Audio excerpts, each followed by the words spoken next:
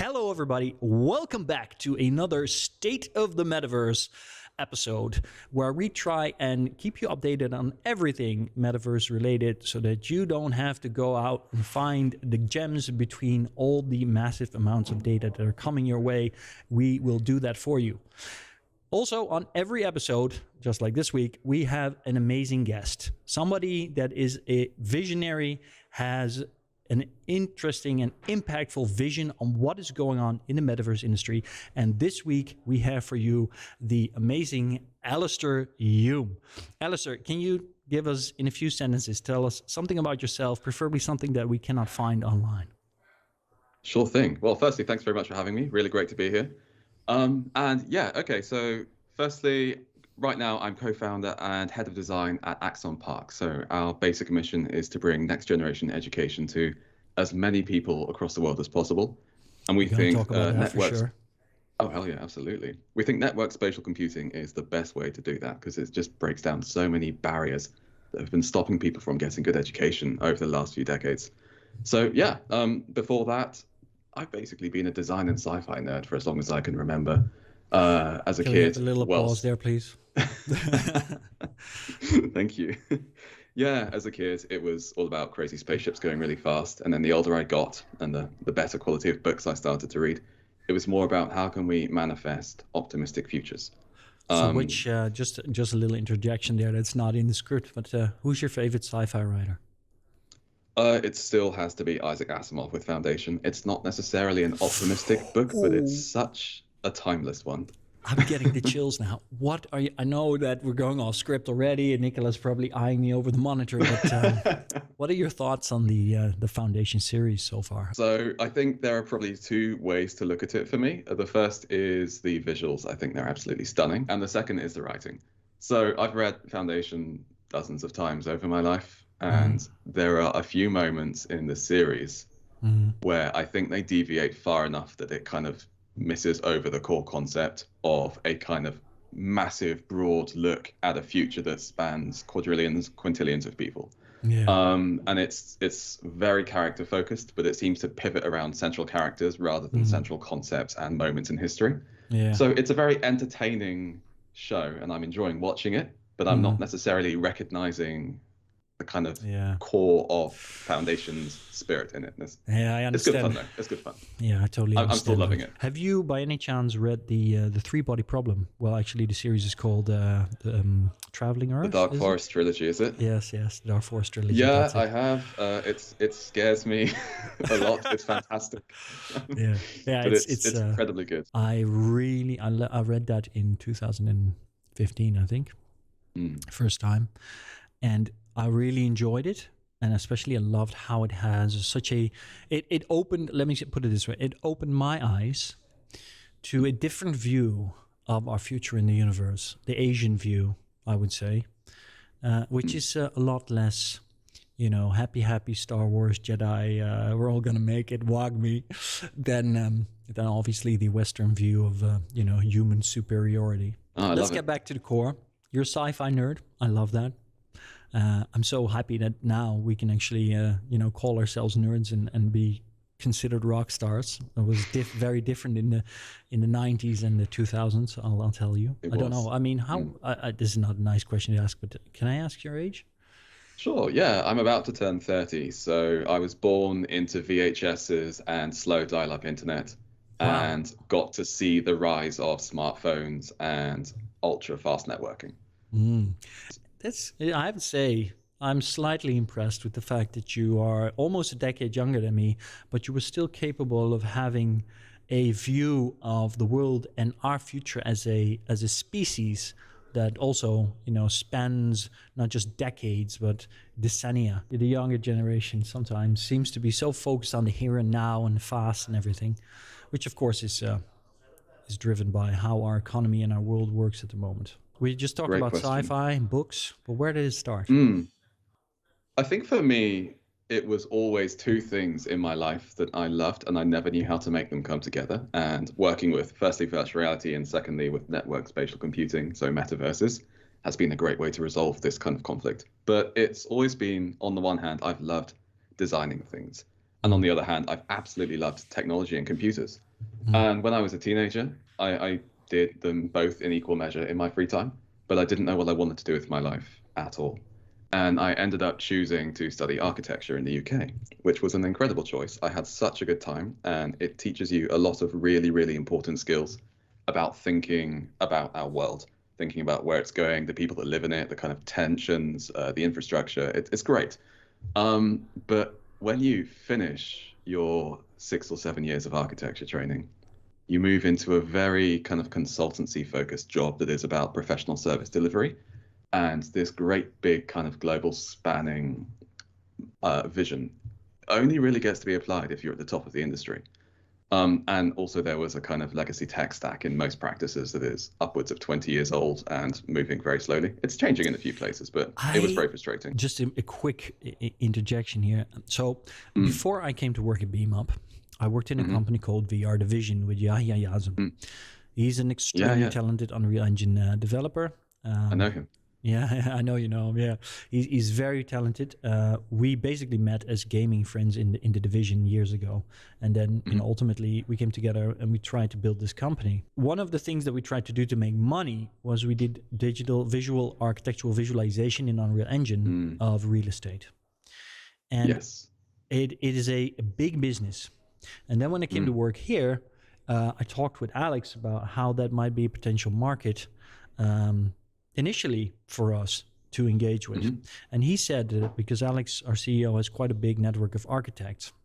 And he said that he tried several times to pitch the potential of Unreal Engine, potential of, virtual environments to all these architects, and they just don't get it. They just don't get it. And I was blown away. And it seems to resonate with what you're just telling me now, right? Yeah, even more than that. In 2015, I did the exact same thing. I pitched Unreal Engine and virtual reality and all the rest as an incredible way to represent and visualize space to clients that don't necessarily think spatially. I was told by a multi-millionaire, globally successful architect, he doesn't think that computing will ever really have an impact on architecture. And I was I can see that perspective, because it's not all about computing, it's about articulating physical space, but there's an element of contribution that computers can make. And it's starting to change now. I met recently a really fantastic architectural visualization and kind of spatial design metaverse startup in the UK. They're a couple of years on, they're doing quite well. I think they're about to come out of stealth mode. And they are seeing some really great things from early partners in the architecture world who are thinking ahead, but it's taken a while. It's taken a while. Obviously, people like you and me, I think, please correct me if you think I'm wrong, but I think that we sometimes tend to forget how far ahead we're running of the crowd. And then, when people are like, what the hell are you doing all the way out there? We go like, well, this is the place to be. And they're like, no, there's wolves out there, stuff like that. But I can understand that. When I was 22, I had a panic attack that I hadn't started a VR metaverse company yet. No, when I was 19, I was hard focused on architecture. And for me, the transition into metaverses was coming to realize that so many of the questions about infrastructure and the way we build space that are going to take place in the 21st century and beyond might not necessarily only happen in our physical cities. And I thought there was a tremendous opportunity for people that understand real space and how people use it, and also have an understanding of computers and how we build kind of infrastructure in the digital world. Back in, I'd say around age 22, I'd come out of my first kind of stint at university, so an undergrad course, and I was starting to, I just got an Oculus DK2, I think it was. Yeah, it was my first VR headset. It was fantastic. Man. You and me are part of a very little select group of people that actually owned a DK or a DK2, I think. I'm so proud of that one. I did miss the DK, so I'm not an OG, but the DK2 was my kind of get in. But and I was like, this could help architecture so much. This could be an incredible way for people to meet spatially, blah, blah, blah. And people across the world already knew this. But it's taken a while for this to come on in the exact same way that it took color television, apparently about 20 years to catch on, just because of the kind of lag in hitting critical mass of users. All I can say is I hear you, but I'm 39, and I basically started on the same journey when I was the same age as you were when you started on yours. I dropped out of university because people, I didn't know what I was studying history. I love that, but I didn't feel I was going where I was going, or that I could do anything with it that was of value. My very short excursion into politics, thinking that the diplomacy might be for me, was a complete disaster. So and here I am, 39, and I'm finally having this conversation with you. So there is no wrong age. There's no wrong age. No. Let's take one step back. First question: you had a DK2. What was the first thing you played on it? It was actually probably one of the dumbest things I could have possibly played on it. It was a roller coaster simulator. It was just a kind of a chair on a concentric ring that would spin you around and flip the entire world around. And I didn't know how to put it on my face properly, so everything was really blurred, and I didn't know you needed to find the sweet spot. And I remember, like, why do I want to throw up all of a sudden? And for some reason, that was still enough to get me absolutely hooked. So it was around that time I realized I needed to apply my architectural skills to real time. So Unreal had just released a subscription model, I think a while before. Yeah. And I just subscribed to Unreal Engine. I think it was around 15, 18 pounds a month, about a month before they made it free. Oh, really? Wow. Yeah, okay. Yeah. And then I nerded out in Unreal for a couple of years. During my master's in architecture, I super hardcore focused on virtual space and what it might do for people. Slowly made a transition into the metaverse industry over the years. Nice. I actually did the same roller coaster, so don't feel bad about that one. I am curious, though. I mean, as a big sci-fi fan, did you play Elite Dangerous on your DK2? That's a great question. I did a little bit, yeah. I played a bit of Elite Dangerous, although I think I played more of it on the Rift, the first CV1 Rift. It was either Elite Dangerous or it was the competitor game, the really, really massive one that spans an entire kind of galaxy's worth of procedural planets. Is that Elite Dangerous? Star Citizen. Is that the Not one Star Citizen. No, there was Elite Online. Dangerous. No, but we're talking about it's VR either Elite. Game. It might be Elite, actually. Yeah, anyway, I Elite is the only one that I know of that spans the entire galaxy using all NASA's data and are procedurally generating the rest. That's the one where you dock with giant space stations, right? Yes, yeah. Then that's the one I played. Yes, okay, yeah.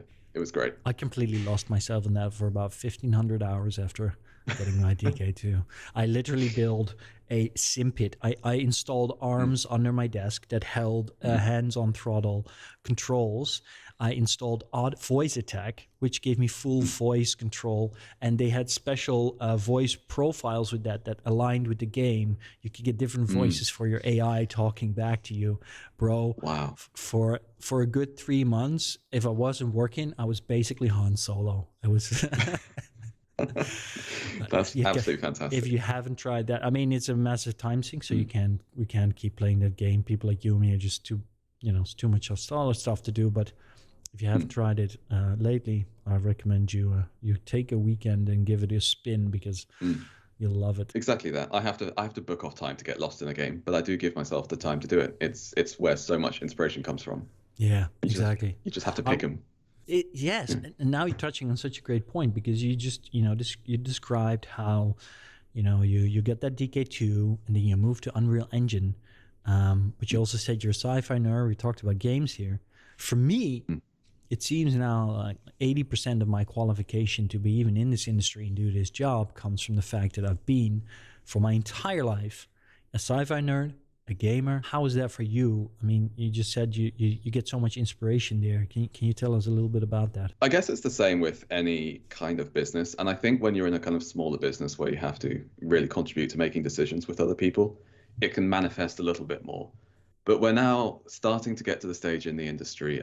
I mean, it's already existing in video games and internet and .com and all the rest for ages, but within kind of network spatial computing of what kind of jobs are available for people.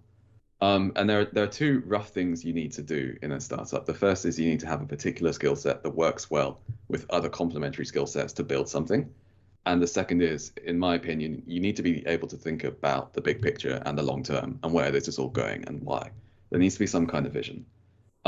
So I was focused very much on the long term of what this could do to connect people, to help humanity, far before I necessarily knew how to apply my own kind of area of where I've put the most time into kind of my skill set, which I would say is probably space and design. And then over the years, working with Unreal, kind of building content in Unreal, I figured out how to apply that and kind of work with other specialists. So, for example, engineers, programmers, that kind of thing. Ideally, you have to, especially in a small company, understand a little bit of everything as well, so that you understand, what each team member might be doing.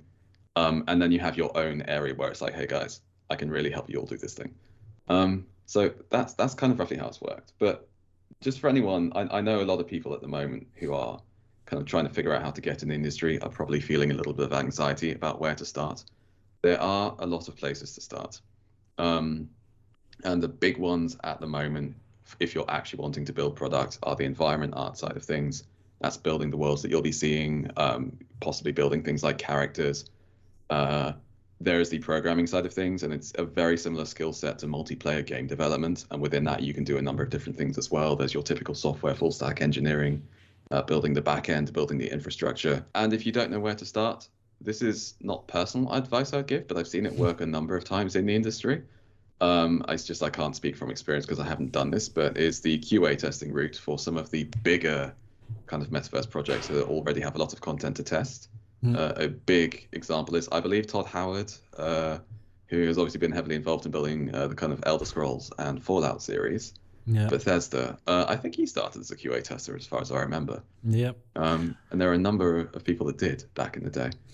Oh yeah. It was my great dream once upon a time when I was a young gamer and didn't know where to take my life to do that. Just before I decided that maybe I should go to World of Warcraft support desk on the other side of Ireland. Kind of happy that never happened though. But yeah. I like what you're saying there, and I would like to add to that for those of you listening or watching. If you want to get into this metaverse space, there is plenty of opportunity. And I, for one, can at least say that over here, for example, at your Open Metaverse and Beam Up, we hire basically people, if they come to us and they're super enthusiastic, and even if they don't know what they want to do or how they want to do it, that's the people that we're most interested in. Even if you don't know exactly how they're going to fit in the team, because ultimately to do something like this, you need to have massive drive and interest. So just showcase that. Don't be afraid that you're lacking in the skills or you don't know where to start, because it's fine. I didn't know how I was going to get into this industry myself. And I came from a background in sales, and I made it in, so you can make it. Yeah, there are so many skill sets that can be applied in different ways. And you can make transitions over time to different desks and different areas of expertise within. For anyone that is a bit younger as well, well, any age, but I think a couple of potentially interesting ways at the moment of doing it could, if you just literally want to learn, download either Unity or Unreal Engine, download Blender and start making things. It's incredibly straightforward, and there's so much free content and so many tutorials online. Yeah, this is great advice. I would like to add the same thing. I mean, back when I was younger and coding and programming became a thing, I mean, even on my Commodore 64, there was some of that. And I never got into it because for me, writing code was too abstract. But if you look at modern programming, we, of course, obviously we have this, low code and even to no code, whole movement going on now. I think within a few years, especially with the help of AI, we won't be having to write any code ourselves anymore. Basically, what's going to happen, I think, is like the same kind of speech-to-text technology that we're now using to, do the basics on Google is also going to be used to write code. And with the help of AI, we can just give it instructions and we become directors, I would say. What are your thoughts on that? You were making some great points about learning to code without necessarily having to kind of learn things like, say, for example, C++, Python, that kind of thing, if that is too daunting at the beginning. For example, Unreal's blueprints system, you'll figure out that you're kind of learning the syntax and logic of programming without necessarily having to kind of understand and parse the code that you would typically need at the beginning, which is awesome. It's a great way in, and then from there you can kind of increase your skill set over time. Exactly. Yeah, that's the point I was trying to make, and you emphasized and clarified that perfectly. Yeah. So, with anybody listening, I mean, go out and do it. I mean, I remember back when I was young, I downloaded some illegal cracked version of Adobe Photoshop, and I just spent a lot of time in it trying stuff out and having a lot of fun, and that resonated with me, and I was capable of doing that and learning it, and I still benefit from that knowledge today. When I was doing that, I learned so much. It's easy to pick up, and I'd say that Unreal Engine right now is in the same kind of place and probably only going to get better over the next few years. You raised a great point though about Unreal Engine in general. It's just really, really accessible at the moment. It is the same with Unity. I wouldn't necessarily say to anyone just getting started that you need to kind of marry yourself to a particular set of tools, because the tools change over time. But at the moment, the one that I've had the most experience in, Unreal, is really accessible to start learning. There's so much free content out there, so many tutorials, and they are really focusing heavily on building the tech stack. For example, one of the points that we were talking about earlier before starting this off was things like, for example, at the moment, different companies trying to figure out how they can standardize metaverse protocols, which is a huge, huge undertaking. I think it's going to take a really, really long time. And I don't know how it's actually going to manifest and how standardized it'll ever actually be. But companies like Unreal and Unity are involved in that. So if you're wanting to look at ways to build content for the future, and I think particularly more for the long term, as this kind of thing gets more complex, it's a great place to start. I couldn't agree more. I love it. You're making a jump here already. You're kind of skipping over. I had some other questions before jumping into the whole open standard conversation. Yeah. Let's do those first then. You're making a great point. But we'll get to that in a second. Let's take one step back. We're talking about education and how easy it is now to get into to Unreal Engine. But when it comes to education, you also made a very conscious choice to focus on that side and start developing things around education for the metaverse, right? Yeah. Why did you pick that? What drove that decision? And then the next question would be, how is that going? That's a great question. So I think there are two ways of explaining this. The first is I joined up with Axon Park, I think around a year ago or so, as co-founder, with a chap called Taylor Freeman, who we've just been having a lovely time working together over the last year. But effectively, the way that I kind of joined education was from the, hey, I can kind of build virtual worlds and virtual games side of things. And then thinking about it was a case of, hang on a second, what is one of the most transformative things that this kind of technology could theoretically do? And that is, if we get it right, provide people across the world with a very low barrier to entry access to opportunities to change their lives. And it's always been about education. If you can educate a culture, you give them the power to make more informed and hopefully more kind of appropriate choices to allow them to become who they want to be. You have to make it as accessible as possible to as many people as possible, which is everyone. And in the real world, it's getting more and more difficult every year across the board, definitely in the States, but also now in the UK, seeing it more in Europe as well. Education is becoming more expensive, particularly higher education, to the point where it doesn't necessarily always make sense to kind of undertake the courses that you might want to take, which is a shame, because as a planet and as a society, we need those kinds of skill sets in order to manifest an optimistic future. We need as many people who are able to do something to address the problems that we're facing as possible. So that's why we looked at a kind of VR education. It's not just virtual reality. It is also flat screen. It is also on PC. And hopefully over time, we're going to service mobile and tablet as well. But the idea is basically, we want to reduce the barrier to entry for really good quality, immersive remote learning. So that you can drastically reduce the cost of courses compared to, let's say, for example, traditional university infrastructure. Beyond that as well. If I can just jump in there, because the importance of what you're talking about cannot be stressed enough, I'd say. I mean, if ever this is I always think of being alive now is really, I personally think it's a great gift, because we're in such a quintessential time for human development. I mean, over the whole course of known history, and as far as we know, there's never been a time like this. There's never been a moment like this. We don't know of any other civilizations or anyone else that's ever been at this point in time where we're making this transition to, this interconnectivity as we can now achieve. But to capitalize on that, I mean, I was just reading Nick Bostrom's Superintelligence the other day, and he talks about the different forms of superintelligence. And one of the ways that he thinks about superintelligence is one that, you know, compared to humankind maybe 6 million years ago when we were just living in tribes, compared to now, is that we grew, we developed language, and simply our population grew, you know, by a factor of, I don't know, 100 or 1,000 times as big. And that allowed us to have more brilliant people, but also because we're communicating and more interconnected, to share ideas and therefore to innovate and to grow. And to, I think that now we're going to make it, you know, we really have an opportunity here. And yet what we see around the world is people that have, there's massive amounts of knowledge, there's all this technology to connect people, and yet the educational level, at least in the Western world, is actually going down because the access to proper education and to all of that information and the learning how to interpret it is actually being more and more restricted because of, I don't even know why. So yeah, that was a very long way of saying that I really think that the importance of what you're working on cannot be stressed enough. It is absolutely quintessential for our race, especially in times like this with climate change and all these challenges that are also lining up to push us back down to the Stone Age. I do fundamentally believe eventually we're going to get it right. It's just how much is it going to hurt before we do, and what can we do to mitigate the suffering in the meantime? Do you think we'll get it right in time?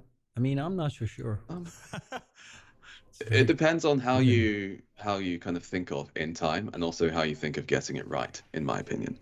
When often I think, and this is a great throwback to the Three Body Problem trilogy. When you imagine the future, you imagine your culture, but with a lot of today's problems fixed, and then a few incredible things that you can't do today. But there's no guarantee that this incredible bright future that we are all kind of trying to help build is necessarily a direct continuation of our cultures. It might be the cultures that evolve after ours starts to disseminate somewhat. Yeah. But in the same way, that's always been how it has been through history. If you think of, for example, the fall of Rome, the Romans didn't disappear. They just started calling themselves by different names, merging and integrating with other cultures around Europe. Yep. And they're still here. They're still everywhere. It's the same in the majority of kind of great civilizations that you kind of read about in history. They didn't necessarily all just become extinct. The fabric of our kind of socioeconomic kind of makeup across the planet just shifted a bit. So will the future that we're all talking about necessarily be recognizable by today's standards? I don't know. But to me, that doesn't matter. That it's still our legacy as a people. And I think we owe it to whoever comes next to do the best we possibly can. So I don't know. There's a lot of optimistic people out there that say things like, "Oh, it's possible to reverse climate change," blah blah blah. I don't know. It's not my area. That's probably I just know words. that. Yeah. All I know is that the better we can do today and in the coming years to give people access to the kinds of bodies of knowledge that will allow them to address these problems better, talk about these problems in a better way, the better we are. Yeah, I couldn't agree more. Well said. Here. I hope. Scary stuff. Yeah, well, yes, it's scary stuff. But I don't think it's necessarily bad to have scary stuff. I mean, I really believe in the carrot and the stick. And I'd say that this is a pretty big stick that we all need to pay some attention to. All right, so that explains, definitely why you're working on education and how you see that. That then allows us to make that next step. Because when we're talking about education, and you already referred to this, it's also important to offer it in a way so that it is most accessible to everybody, and most easily to partake in. And that then brings us to open standards, right? Because if we look at the current educational system, for example, around the world, it's still extremely diverse. For example, if you go to the United States, where religion takes still crazy enough, in my opinion, but such a very strong role in society as we've and the legislative body, etc., as we've seen last week again, of course, with the whole abortion ruling in Roe versus Wade. Yeah. There's a lot of differences around the world. And yet, me personally, I'd love to hear your vision on this. I think that our move to the metaverse, in some ways, it could be a clean slate where we can start from scratch with all the knowledge and experience we have, from the past few hundred years. And we can maybe avoid making a lot of the same mistakes and create a system that's really global, accessible for citizens of the world. There's now all of these massive corporates and organizations, and they're coming together. It's even a Microsoft Meta-led, I think, initiative for Metaverse Open Standards Forum. I've had people here on the radio in the Netherlands already say this is ridiculous, this is bullshit. Imagine that people were doing this in the 90s when the internet came up, and that would have never worked. What's your take on this? So I think there are two really great points there. The first is the infrastructure and tech side of things, and the second is how, if it's really gotten right and metaverses can be interconnected, it might be a fantastic kind of cultural knock-on effect. So let's touch on both of those one after the other. So let's start with the tech, because this is the one that's been driving me, my co-founder, and increasingly so our team as well, nuts over the last few months. And that is the kind of question of how do things interoperate between platforms? Because at the moment, if you look at today's current standard of what you might describe as kind of metaverse platforms, most of them, not all of them, but a good number of them are app-based. For example, VR Chat, Rec Room, Altspace. You have to download apps. There are a few that have web clients. A good example is Spatial, but the current kind of web gaming framework is somewhat limited. Even on a powerful machine, it doesn't necessarily run very well, and for virtual reality, it's a nightmare. So the question of how do you standardize metaverse protocols is absolutely colossal. And I'm really glad to see people starting to look at it properly. I just think it's going to take absolutely ages. For example, what are you wanting to standardize? It's obviously not going to necessarily be engine, because there's at least 2 or 3 game engines in the council at the moment. Is it going to therefore be programming classes or programming standards, because there are several different programming languages that are used? Is it going to be agreeing on distribution, because some of them are, really focusing on platforms. Some of them are platforms. Some of them might want to go web-based. So what is the standardized element going to be? And how are assets going to kind of interoperate between things? So you're absolutely right. It's a huge, huge undertaking. I think maybe there are some kind of easier steps that can be taken, developing or co-developing some kind of global object standards that might be interpreted by different platforms if they implement them. So you might have, for example, a kind of standardized cross-platform avatar class that has standardized, let's say, for example, grabs and mechanics and movement standards. And that if you interact with a standardized object class that was developed by this council as well, despite which engine it's implemented in, it's going to interact in a similar way. That could be one interesting way of doing it, but I don't know if that's necessarily what they're talking about. That I've seen in the presentation, they were talking about things like, for example, kind of standard formats, universal scene description, that kind of thing. But that'll only get you so far, because so much of what the real problem is the kind of interacting element is the kind of programming side of things. There is another way potentially of doing this, becoming increasingly probable every year, and I've tried a few really great demos over the years, and that's something that I think BeamUp is heavily involved in as well, right? That's pixel streaming. So pixel streaming could theoretically be a hack to fix this, in the sense that you only need to kind of have a VR client and all of the rendering is done somewhere else. It doesn't matter what engine's being run. It doesn't matter what infrastructure is being run. You just hop servers, you dial into a different location, and you then experience a different platform. And then it's up to the individual platforms to implement overlapping standards. Like, let's say, for example, they share information between platforms about your kind of persistent metaverse avatar, or they share object classes about, let's say, the clothes that you're wearing or your home space. And then it doesn't necessarily matter as much about standardizing the programming. It's just basically really quickly bridging between different platforms, whatever distribution you want to use, with a few kind of shared standards. And I think that would be a more likely first step than a completely standardized metaverse protocol. If I could just try and summarize what I hear you said, is that I'm basically hearing you say, well, look, it's all nice that everybody wants to join in and have an opinion and possibly have an agenda, right? I'm pretty sure, I'm speaking for myself here, but pretty sure that the politics of the whole thing definitely ties into it. Companies like Meta and Microsoft, they would be more than happy to have a very strong influence on where things are going to make sure that it goes in a way that, will benefit them. So there's a lobby there as well. But what I'm hearing you saying is like, it's all nice and well, but we're probably better off with just an open market and where people develop and the whole thing, grows based on adoption. Honestly, could go either way. The wild card is that they all get together and they build a completely shared collaborative metaverse standard that they say, hey guys, if you build to this standard, it doesn't use Unreal, it doesn't use Unity, it's a completely new thing that we've all co-founded and co-invested in. I'd be surprised. I don't think that's really what they're necessarily getting at. I think it more is just formally agreeing on a few ways to exchange information between platforms at this stage. I think that's probably the most likely first step. Yeah, it's a really crazy problem, and over time you run that for 30 years, it might become really easy.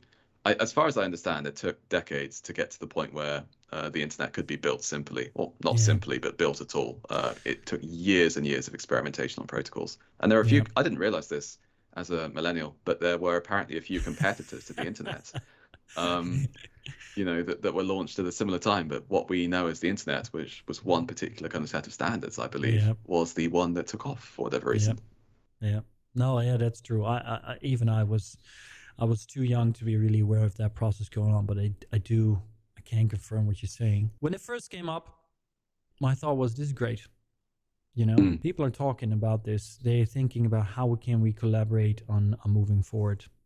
And if you look back at the 90s, the early 2000s, it was a bit of a mess, right? I mean, ultimately, the reason companies like Meta, formerly known as Facebook, and Microsoft and Google became probably more Google and Meta than Microsoft in this particular case, but they became as big and powerful as they are is because there was this massive, battle going on. It was really, a slaughter field. I mean, we don't remember, but the amount of companies that have fallen by the side of the road, being acquired, assimilated, resistance is futile, is massive. And that's led to the situation that we have today.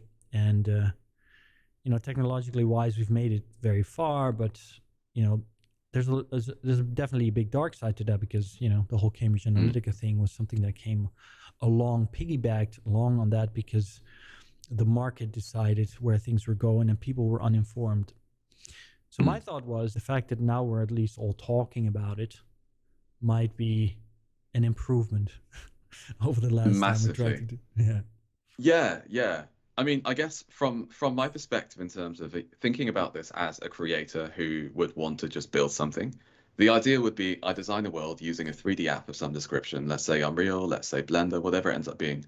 And then there is a button where it says publish to Metaspace World or something, right? And then it pushes it up to some great big global container, that contains hundreds of thousands, millions, tens of millions of worlds that are interaccessible. And that's all it needs to be. And then I guess beyond that, what programming is each of them running? Maybe there are some really basic kind of standardized classes that you can drop into the worlds, and 63 different platforms understand how to use them. Maybe it is a lot more abstract than that, where it really is just a standard of spatial protocols that is incredibly simplified and it can be interpreted really simply.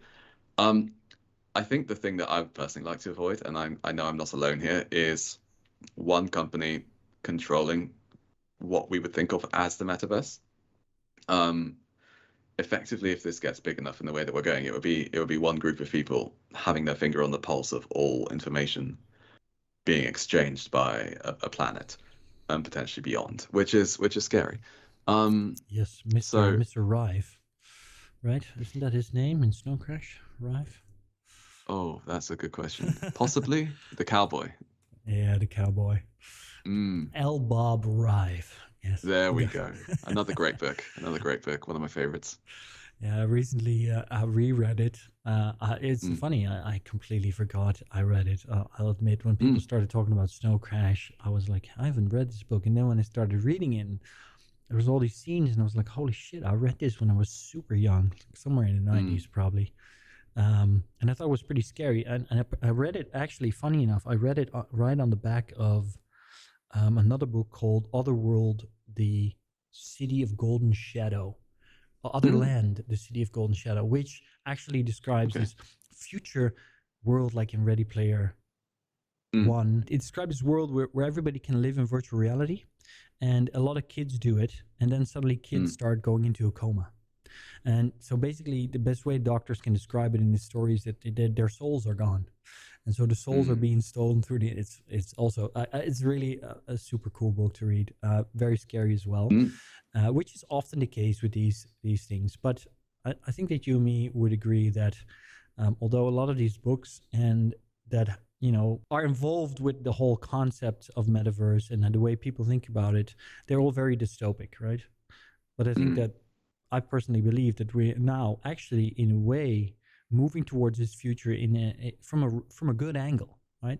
This whole movement around the world about decentralization, around taking back control over our data, our privacy, that's driving this whole metaverse industry now. I think that's a good thing, right?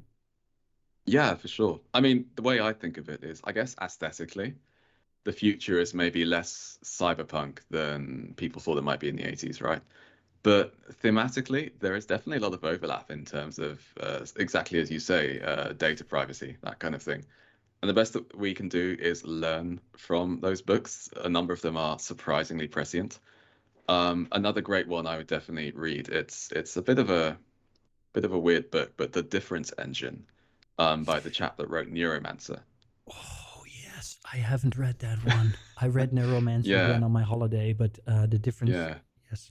So to summarize it for the audience, no worries. The Difference Engine basically explores the idea of an information revolution like the dot-com boom happening during the 19th century, when a real-life inventor called Charles Babbage, who prototyped one of the first mechanical computers, built a follow-up called the Difference Engine that worked as a proper computer, and it triggered a tech boom in 1830.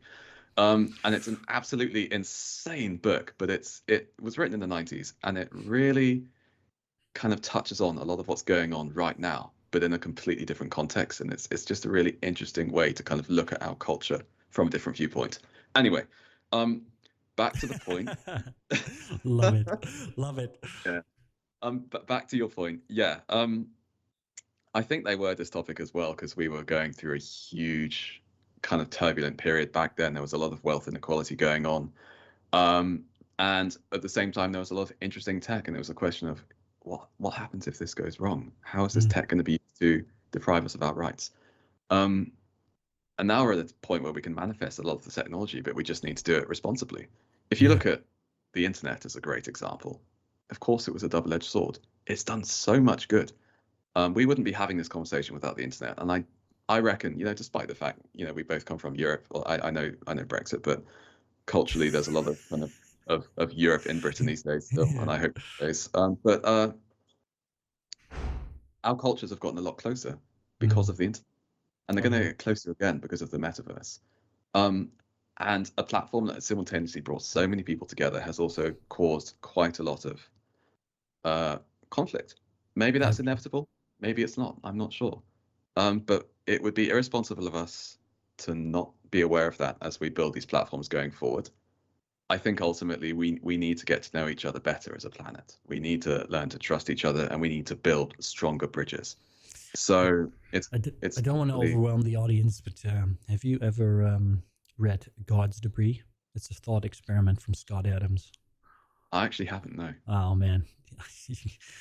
This is one you can read it in 1 day, 2 days, one afternoon. It's this great idea. It's a thought experiment, right? So basically the idea behind the book, and it's a little bit of it's not a real spoiler, but the idea is that basically if you had an omnipotent and omniscient, I love these words, hard to pronounce for a Dutchman, but God, there would be nothing left to do, right? and life existence would be intolerably boring and everything, because I mean, you know what's going to happen, nothing can happen, there's no risk, there's no reason, there's no purpose in life. So what does this omnipotent, omniscient God do? Commits suicide, blows himself to smithereens, and that is the universe. We are God's debris, and everything that happens is that God, because ultimately that God cannot die, putting itself back together. And so the whole drive for interconnectivity to create, we are all divine pieces that are trying to connect together again to reform this God. It's a lovely book. I really recommend it. It's very cool. But that ties into what what you're saying.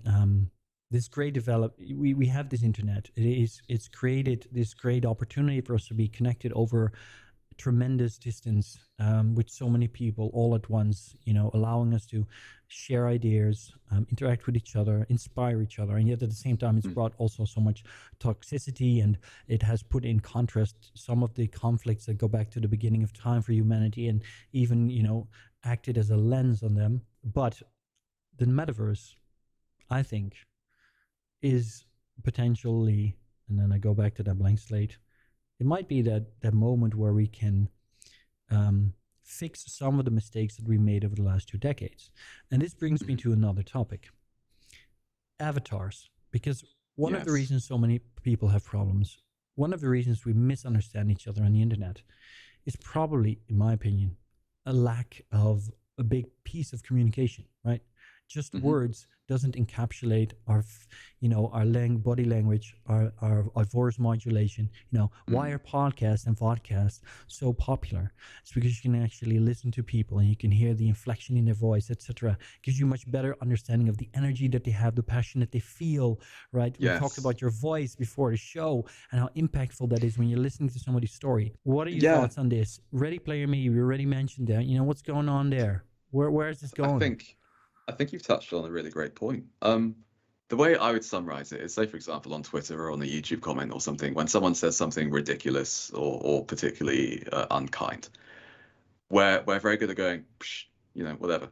But in the real world, when you meet someone, you immediately recognize them as a person. And the majority of time, people try to find a way to connect with that person, even if they don't necessarily understand how to at the beginning. And I think that is the key difference, or one of the key differences, at least, between the internet and the metaverse, is that you're not meeting representations of people through text. You're meeting much closer representations of who someone is through an avatar, right? So I've only had maybe 1-2 negative interactions with people in VR. Let me just, you just said something very interesting. You said you're going to meet somebody that's a closer representation of who they truly are than even your physical form, right? That's what you said, right? I think eventually that's where it's going to go. Yeah. My take on avatars is go nuts. I don't think we need to necessarily tie them in any way to what our physical body is. I think it's a chance to be who you want to be.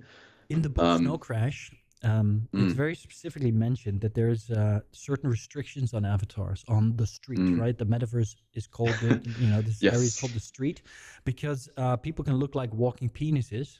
But if you allow people to make walking penises the size of a skyscraper, then it would be really annoying, right? And you just said, go nuts on the avatar. So how far should people be able to take this?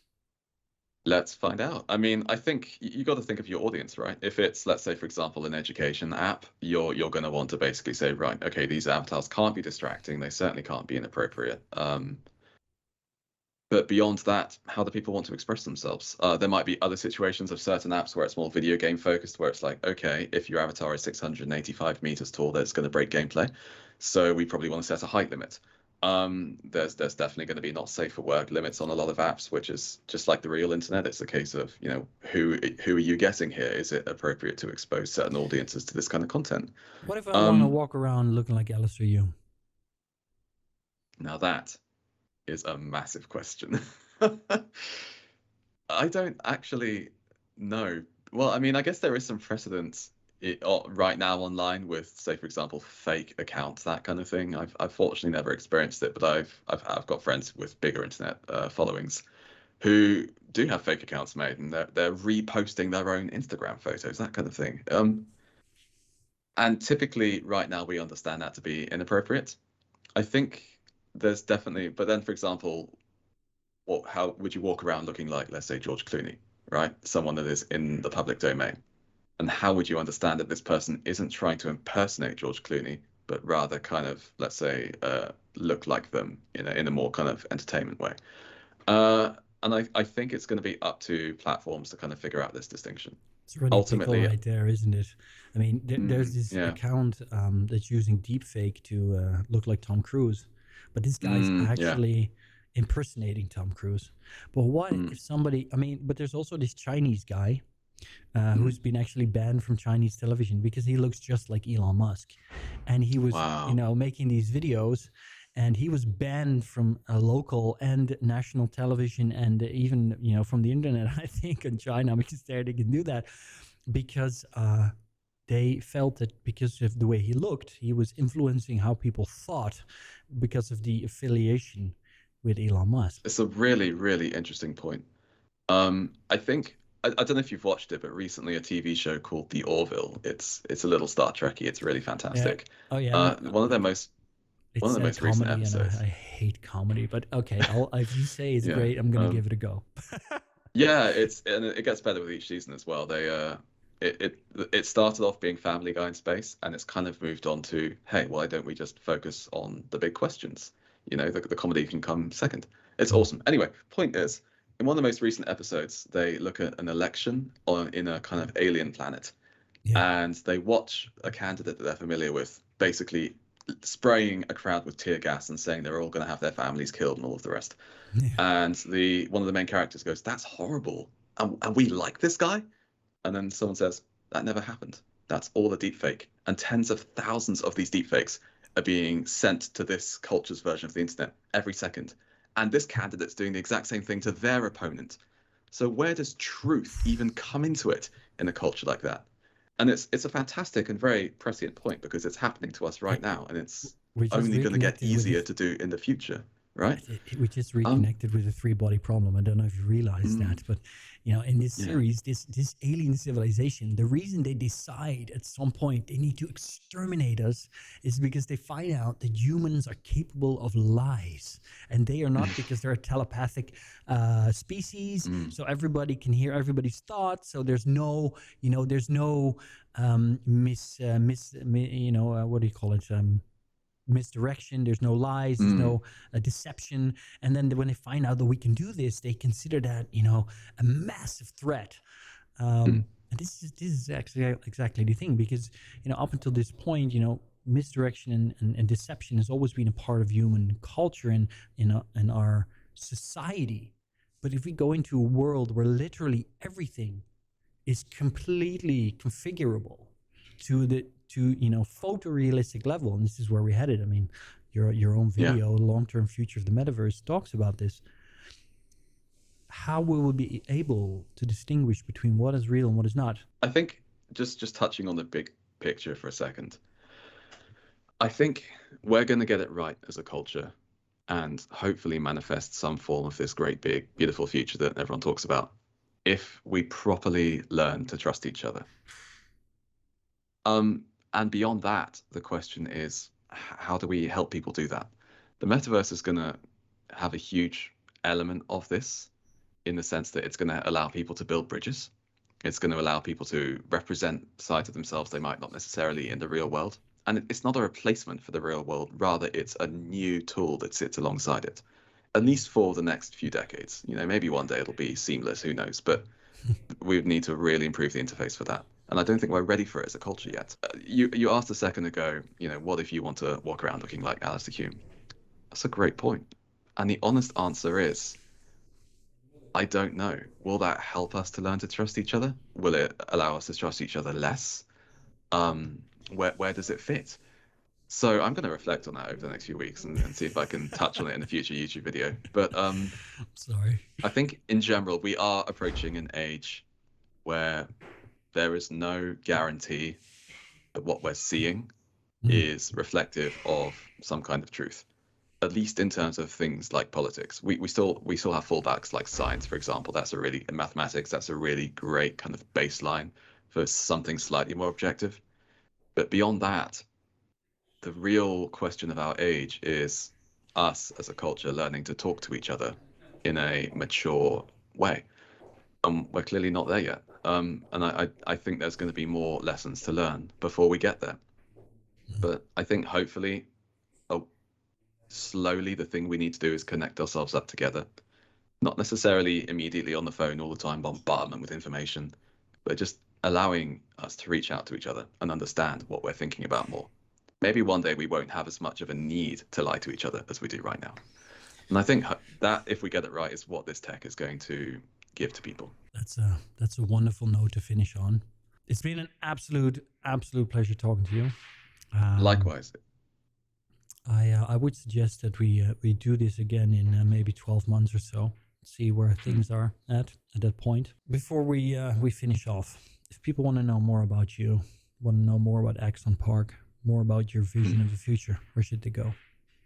Sure, absolutely. So there are two places. So for my nerdy metaverse tech philosophy stuff and just a bit of fun inside Unreal Engine, it's my YouTube channel, Alistair Hume. And for what we're building, this education metaverse, it's axonpark.com. We're going to be revealing a lot more information over the next few months. And right now, we're basically, if you are a creator or an educator, reach out to us. We'd love to hear from you. We want to know what kind of tools you want to see. And, over time, we'll get you testing our platform and teaching people inside the metaverse. Beyond that, there's so much great content out there. If you want to get involved, just start by finding other creators. Thank you so much for being on the show. I really appreciate that. I think all of us really appreciate this. Personally, from the conversations that we had, I think that this will be a smashing comeback episode. We touched on so many cool things. I think I wrote down new books to go and read. Thank you so much. For those of you out there that are listening to the show now on Spotify or iTunes or any of your preferred platforms, obviously, if you didn't know it, that this is where you can find us. This will also be released on our YouTube channel, which is Your Open Metaverse on YouTube. And you can follow us on Twitter at YOM Metaverse. So just one M in there to hear everything that we're doing on the platform. And to stay up to date on new episodes from State of the Metaverse, obviously. Thank you so much for listening. We'll be back next week. See you in the Metaverse.